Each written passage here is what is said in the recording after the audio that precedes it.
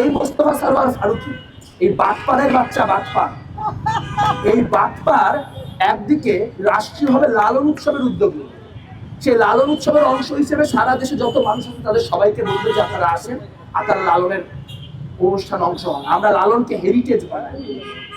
কোনো কিছুকে হেরিটেজ বানানোর জন্য প্রাথমিকভাবে যে কাজটা করতে হয় সেটা হচ্ছে তাকে বিলুপ্ত করতে। বিলুপ্ত না হলে কোনো কিছু হেরিটেজ হয়। তো আসলে সারোয়ার ফারুকীর এজেন্ডাটা ঠিকই আছে। তিনি প্রথমে লালন উৎসব হাতে নেবেন, তারপর লালন উৎসব হাতে নিয়ে 2-3 বছর সময় নিয়ে লালন উৎসবকে ওয়াহাবাইজ করবেন, ঠিক যেভাবে বাংলাদেশের অসংখ্য মাজারকে ওয়াহাবাইজ করা হয়েছে। এবং তারপরে যখন এইটার আর কোনো তাত্ত্বিক মানে ভিত থাকবে না, যা দিয়ে এখানকার যে সাংস্কৃতিক কলোনাইজেশন সেটাকে ঠেকানো যায়, তখন লালন উৎসব করা দেওয়ার প্রয়োজন থাকবে না, ফলে লালন আইকন হিসেবে ফিকে হয়ে যাবে।